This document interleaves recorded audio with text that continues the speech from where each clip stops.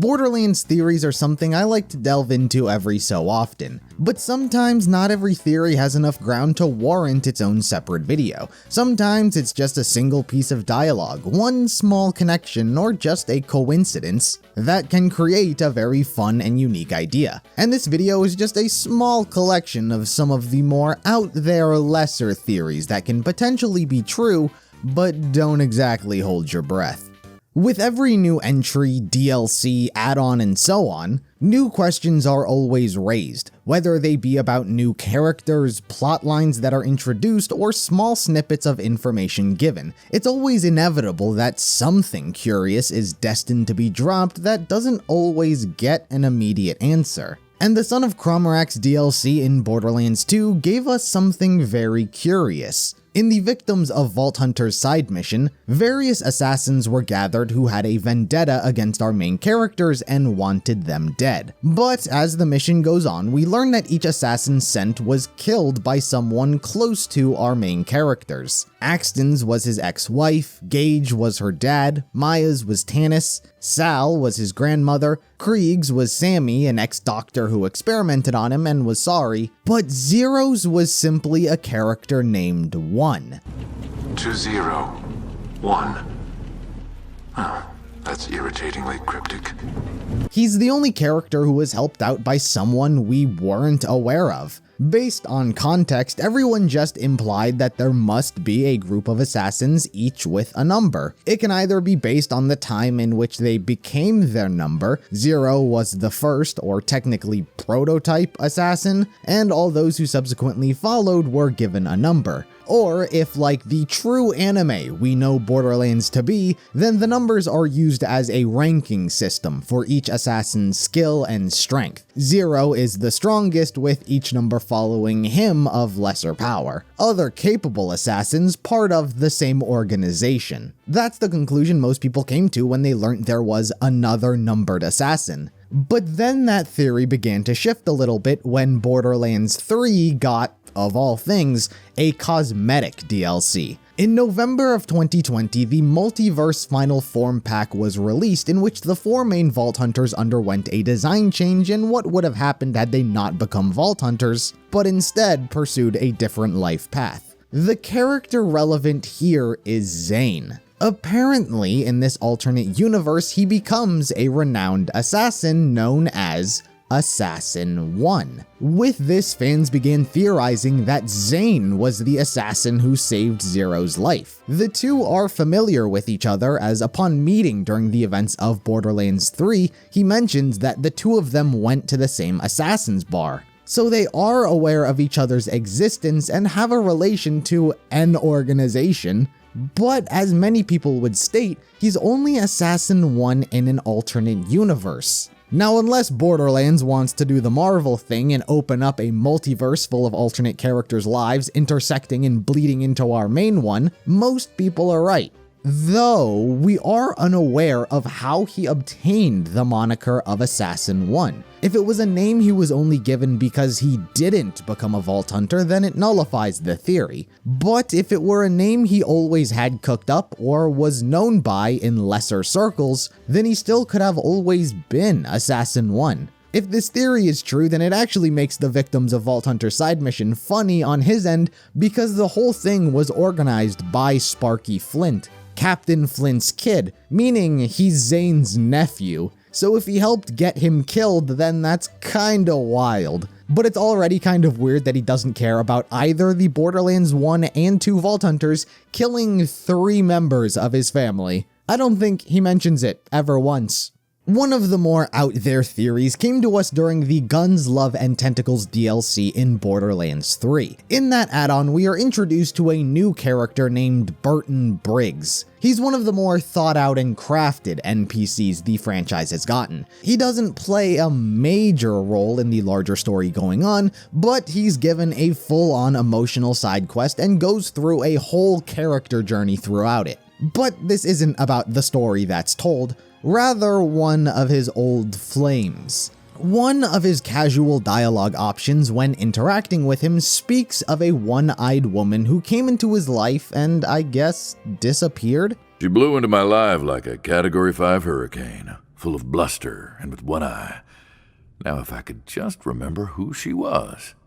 Such an oddly specific descriptor has led few people to believe the woman he speaks about was Captain Scarlet from Borderlands 2. She's the only one-eyed vixen we've gotten in the entire franchise, and the personality he describes certainly seems to match. So delivering a very specific detail that matches only one singular character we know of, fans can begin to form ideas about what these characters have been up to since we last saw them. Captain Scarlet's one of the few lucky antagonists who've managed to escape with their life despite making an enemy of the Vault Hunters. After her DLC, we know she wound up running into Grandma Flexington when she and a few other brigands were robbing her retirement home. There, she admitted she was defeated fair and square, and there were no hard feelings on her end. Since then, fans, along with myself, have been awaiting her return to serve as a more friendly ally. But word of what she's been up to and where she's gone still remain a mystery. Judging by the story of Grandma Flexington, her piracy and looting remain the trick of her trade, and she's likely not gonna give it up. It is part of her identity after all. So if Burton's story really is about her, what was she doing on Xylorgos? It's possible that Captain Scarlet and her new crew came to the planet in hopes to loot it, but wound up, like everyone else, running into Githyan's cult and leaving soon thereafter, wanting nothing to do with them. But while she was there, she wound up meeting and having some fun times with the local private eye. It would explain how a one-eyed woman wound up entering Burton's life so suddenly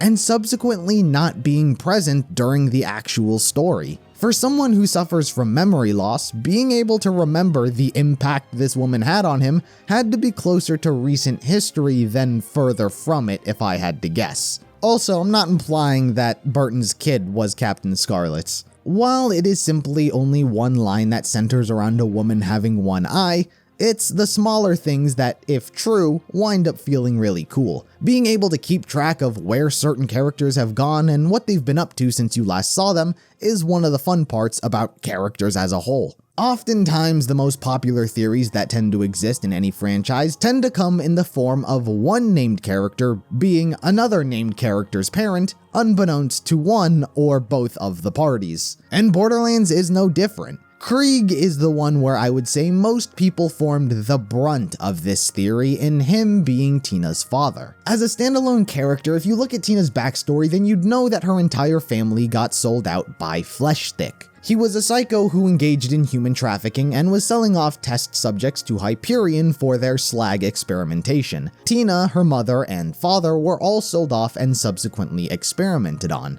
If you listen to the echologs collected during the side mission Doctor's Orders, then you would hear this whole ordeal and the death of Tina's mother and subsequent escape of Tina herself. Her dad is heard being tested on before the other two, but unlike her mom, he's never heard dying. Don't worry, honey, everything's gonna be okay. With Krieg's release, we slowly began to learn more information about him. Particularly the fact that he used to have a wife and a daughter, and he too was subject to Hyperion experimentation, which turned him into who he is now. With such similar lives and backstories, many came to believe that Krieg was in actuality Tina's father. The experimentations changed the way he looked, and due to developing a split personality, his psycho half was never able to communicate to Tina about their relation, if he ever even knew. That was the basis where a lot of people latched onto this idea. However, as time went on and more story was added, things weirdly enough both slightly reinforced this theory, while also overwhelmingly debunking it. Ironically enough, pretty much everything can be found in the Fantastic Fustercluck DLC. One of the incredibly small pieces of detail that makes some people turn their head are the coins found within Valhalla. Some of you might not have known this detail even existed, but there are two types of coins that exist within. On one coin is the face of Maya. This doesn't need any sort of explanation, as we know just how important she is to him. It makes sense why her imagery would be seen around Krieg's mind. But on the other coin is Tina. Most fans, including myself, raise an eyebrow at that detail because Tina and Krieg are tight, but they're not so close where you'd expect her to share an image on the coins with Maya. The most story that we have on Krieg and Tina together is when Krieg became part of B-Team. Tina also wanted to learn to become a psycho and went to him for lessons.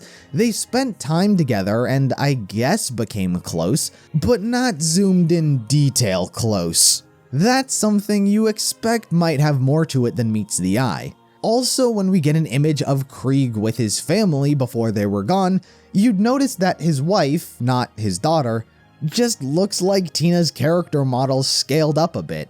To be fair, all three of them are just reused assets. Krieg is a generic male NPC, the daughter is Burton's kid, and the wife, as said, is just Tina. I mean, kinda lazy if you ask me, but to include Tina's character model with Krieg's family is such an insane thing to do when one of, if not the most popular theories, already surrounds Tina and him being related. So if the male is supposed to be Krieg and the mom looks like Tina, you'd assume the daughter would inherit the mom's genes and also wind up looking like her character model, thus resulting in Tina's appearance. But if you want to look at everything else, yeah, it leads to it not being true. A lot of people like to point to interviews or articles where the writers talk about Krieg or Tina and say that it's been said that they're not related. But honestly, things like that can change. Yeah, maybe before they had no interest in doing it, but if they wanted, they could always put it in. But that doesn't seem to be what they were doing. Part of Krieg's backstory is that before he was a psycho, he was a mercenary, and a capable one at that. An already questionable start for explaining how he was able to be sold out by Fleshstick without somehow putting up a strong force of resistance. And on top of that, we learned just how he was captured by Hyperion. During one of his jobs as a mercenary, it sent him to a Hyperion testing facility where he wound up getting captured and then subsequently experimented on by Dr. Benedict, where he would create a ton of psychos. But this is also one of those moments where details don't quite add up. Krieg's entire DLC has a heavy emphasis on Dr. Benedict, but if you remember during the Victims of Vault Hunter side mission, he was saved by someone named Sammy. And everyone came to the conclusion that it was Dr. Samuels who we only hear in the echo logs where she is experimenting on Tina's family. Krieg's Fustercluck never mentions her despite having had a role in experimenting with him and subsequently saving him after the fact. Yeah, as a doctor she likely experimented on a lot of people, but it's odd that the Victims of Vault Hunter side mission chose to have Sammy be the one who saved him, only to never be heard from again. So while largely debunked, there's still some weird oddities. Okay, when you talk about crazy crackpot theories, this is most certainly one of the wildest ideas fans have had. Crazy Earl is a character who has been in the game since Borderlands 1, and since then, his entire role has been to serve largely as a vendor. In the first game, he was kinda just there. Tannis gave him a piece of the vault key, but it was stolen. Since then, he'd become a procurer of rare materials. In the timeline of things, he first started collecting moonstones on Elpis during the pre-sequel, and once he returned to Pandora, he started trading things for Iridium. Most people chalk this up to him being crazy. I mean, it's part of his name after all. Man just likes shiny rocks. But for some, they figured there could be some narrative reason. And this is where the crazy idea of Earl having had some connection to sirens was born. While some people like to joke that he himself is a siren in the same way they like to do that with Brick, others have latched onto the idea that he may have had a daughter or wife in his past who was a siren, and thus he was collecting these rare rocks for their sake. So, if true, the question is, why would a siren need Iridium or moonstones? We know Iridium is effectively a steroid to sirens. It enhances their power exponentially, but like any drug, it is very dangerous as one can become physically dependent on it and unable to stop consuming or risk dying, as in the case of Angel when Jack started pumping her full of it to charge the vault key. Moonstones never quite had the same relevance to the narrative as Iridium, so we can't say that they function similarly. They were treated just as rare, but it never actually led to anything in the story. Regardless, while it is a very dangerous element, there's no saying that it couldn't help a dying siren. The idea that Earl's daughter, for the sake of this hypothetical, was born a siren, but at the same time with a severe birth defect where the only way to keep her alive was by feeding her Iridium and supercharging her. And since this would have taken place before Borderlands 2, Iridium would have been extremely hard to find. As a reminder, it was always there. It was a layer of Pandora's Earth. It just broke its way through to the surface in large quantities after Borderlands 1. So in theory, you could still find it if you went to the right places. So Earl would have been trading whatever he could so he could get his hands on Iridium. But as the tale would go, he couldn't get enough and his daughter died, and thus he became traumatized. In the same way a character like Tina was traumatized and used a grenade to escape Hyperion's capture, thus latching onto explosives from then on out, in the exact moment where everything stemmed from, Earl had lost someone he cared about because he couldn't collect enough Iridium. And thus he never stopped hoarding and collecting as much as he could, trading whatever random knickknacks he had just to stockpile as much of it as possible. Insane? Yes. The entire idea stems only because he likes to collect rocks, but it's simultaneously a very funny thing to do. Give a seemingly random unimportant character an incredibly tragic backstory just because? I think it'd make a great DLC. Get on it, Gearbox. Now this is an idea I've had in the back of my mind for a while now, and I've always liked the idea of it, and it still can likely be what happens. The whole thing centers around Marcus, or more so, his narration. Each of the core main titles, along with a DLC here or there, has Marcus narrating the events that transpired as though they were a story. So, you want to hear a story, huh? So, you want to hear another story, huh? So, you want to hear a story, huh? A tale of adventure across the stars. Come, listen to old Marcus. Have I got a story for you?